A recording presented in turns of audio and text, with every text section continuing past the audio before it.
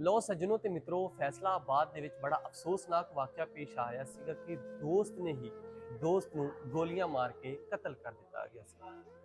और ਜਿਹੜੇ ਦੋਸਤ ਨੇ ਗੋਲੀਆਂ ਮਾਰੀਆਂ ਸੀਗੀਆਂ ਅੱਜ ਉਹ ਵੀ ਉਹਨੂੰ ਵੀ ਕਿਸੇ ਨੇ ਗੋਲੀਆਂ ਮਾਰ ਕੇ ਅੱਜ ਉਹਨੂੰ ਵੀ ਕਤਲ ਕਰ ਦਿੱਤਾ ਗਿਆ। ਵਾਕਿਆ ਕੁਝ ਇਸ ਤਰ੍ਹਾਂ ਪੇਸ਼ ਆਂਦਾ ਸੀਗਾ ਕਿ ਸਕੂਲੋਂ ਦੋ ਭਰਾ ਜਿਹੜੇ ਕਿ ਇੱਕੋ ਕਾਲਜ ਦੇ ਵਿੱਚ ਪੜ੍ਹਦੇ ਸੀਗੇ, ਕਾਲਜ ਦੇ ਵਿੱਚੋਂ ਵਾਪਸ ਜਾਂਦੇ ਪਏ ਸੀ ਘਰ ਡਿਸਕੋਰਡ ਦੇ, ਜਦੋਂ ਸ਼ਹਿਰ ਦੇ ਵਿੱਚ ਪਹੁੰਚੇ ਔਰ ਇੱਕ ਲੜਕਾ ਜਿਹੜਾ ਕਿ ਮੋਟਰਸਾਈਕਲ ਤੇ ਆਂਦਾ ਹੈ, ਜਨਾਬ ਆਂਦੇ ਨਾਲ ਸਿੱਧੀਆਂ ਗੋਲੀਆਂ ਚਲਾ ਦਿੰਦਾ ਹੈ। ਗੋਲੀਆਂ ਚਲਾਉਣ ਦੇ ਨਤੀਜੇ ਵਿੱਚ ਇੱਕ ਭਰਾ ਜਿਹੜਾ ਕਿ ਵੱਡਾ ਭਰਾ ਸੀਗਾ ਉਹਨੂੰ ਗੋਲੀਆਂ ਲੱਗਦੀਆਂ, ਉਹ ਸ਼ਦੀਦ ਜ਼ਖਮੀ ਹੁੰਦਾ, ਉਹ ਉੱਥੇ ਹੀ ਜਾਨ ਬਹਕ ਹੋ ਜਾਂਦਾ। ਔਰ ਦੂਸਰਾ ਭਰਾ ਉਹਦਾ ਜਿਹੜਾ ਕਿ ਹਸਪੀਟਲ ਜਾ ਕੇ ਸ਼ਦੀਦ ਜ਼ਖਮੀ ਹੈ ਔਰ ਬੜਾ ਸੀਰੀਅਸ ਹਾਲਤ ਦੇ ਵਿੱਚ ਹੈ। ਕੱਲ ਜਿਹਦਾ ਕਿ ਬੜਾ ਐਕਸ਼ਨ ਲਿਆ ਗਿਆ ਸੀ, ਪੁਲਿਸ ਨੇ ਵੀ ਕਾਫੀ ਐਕਸ਼ਨ ਲਿਆ ਸੀਗਾ ਕਿ ਉਹਦੇ ਘਰ ਵਾਲੇ ਵੀ ਬੜੇ ਪਰੇਸ਼ਾਨ ਹੋਏ ਸੀ ਕਿਉਂਕਿ ਜਵਾਨ ਬੇਟੇ ਦੀ ਜਿਹੜੀ ਲਾਸ਼ ਘਰ ਪਹੁੰਚੀ, ਮਾਂ ਦੇ ਦਿਲ ਤੇ ਕੀ ਬੀਤੀ ਹੋਏਗੀ।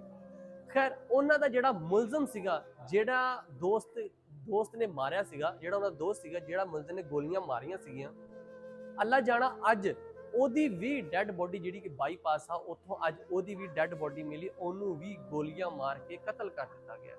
ਖੈਰ ਪੁਲਿਸ ਨੇ ਕਾਰਵਾਈ ਕਰਨੀ ਸ਼ੁਰੂ ਕਰ ਦਿੱਤੀ ਹੈ ਕਿ ਇਸ ਬੰਦੇ ਨੂੰ ਕਿੰਨੇ ਮਾਰਿਆ ਹੈ, ਕਿਹਦੇ ਨਾਲ ਇਹਦੀ ਦੁਸ਼ਮਣੀ ਸੀ, ਕਿਉਂ ਮਾਰਿਆ ਵਾ, ਕੀ ਵਜ੍ਹਾ ਸੀ। ਖੈਰ ਬਾਕੀ ਵਾਕਿਆ ਕੁਝ ਇਹ ਸੀਗਾ ਕਿ ਦੋਸਤੀ ਛੋਟੀ ਜੀ ਗੱਲ ਤੋਂ ਦੇਖੋ ਦੋ ਜਵਾਨ ਜਿਹੜੀ ਕਿ ਜ਼ਿੰਦਗੀਆਂ ਖਤਮ ਹੋ ਗਈਆਂ ਨੇ। ਦੋਸਤ ਨੇ ਪਹਿਲੇ ਦੋਸਤੀ ਨਾਲ ਮੇਰੇ ਨਾਲ ਤਾਂ ਦੋਸਤੀ ਤੇਰੀ, ਮੇਰੇ ਨਾਲ ਦੋਸਤੀ ਕਿਉਂ ਖਤਮ ਕਰ ਰਿਹਾ, ਸਿਰਫ ਇਸ ਵਜ੍ਹਾ ਤੋਂ ਉਹਨੂੰ ਗੋਲੀਆਂ ਮਾਰੀਆਂ ਔਰ ਗੋਲੀਆਂ ਮਾਰ ਕੇ ਉਹਨੂੰ ਕਤਲ ਕਰ ਦਿੱਤਾ। ਔਰ ਉਸ ਤੋਂ ਬਾਅਦ ਜਿਹੜਾ ਮੁਲਜ਼ਮ ਸੀਗਾ, ਮੁਲਜ਼ਮ ਵੀ ਅੱਜ ਮਰ ਗਿਆ। ਖੈਰ ਇਹਦੀ ਹੁਣ ਸਜ਼ਾ ਕਿਹਨੂੰ ਮਿਲੇਗੀ, ਕਿਉਂਕਿ ਉਹ ਮੁਲਜ਼ਮ ਖੁਦ ਹੀ ਮਰ ਗਿਆ ਜਾਂ ਉਹਨੂੰ ਸਜ਼ਾ ਉਹਨੂੰ ਮਿਲ ਚੁੱਕੀ ਆ।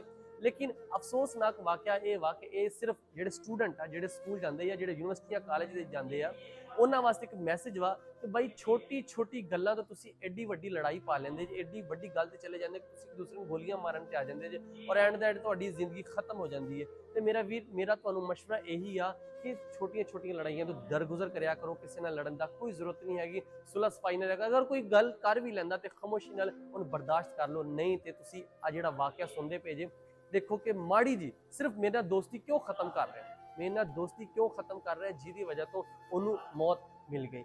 ਤੇ ਬੜਾ ਅਫਸੋਸਨਾਕ ਵਾਕਿਆ ਸੀਗਾ। ਹੁਣ ਦੋ ਜਿਹੜੀਆਂ ਕਿ ਜ਼ਿੰਦਗੀਆਂ ਖਤਮ ਹੋਈਆਂ, ਇੱਕ ਸੀਰੀਅਸ ਹਸਪੀਟਲ ਦੇ ਵਿੱਚ ਔਰ ਦੋ ਘਰਾਂ ਦੇ ਵਿੱਚ ਵੀਰਾਨੀ ਛਾ ਗਈ ਆ, ਰੋ ਰਹੀ ਆ ਉਹਨਾਂ ਦੇ ਘਰ ਦੇ ਵਿੱਚ ਕਿ ਜਵਾਨ ਬੇਟਿਆਂ ਦੀ ਲਾਸ਼ਾਂ ਘਰ ਦੇ ਵਿੱਚ ਆਈ।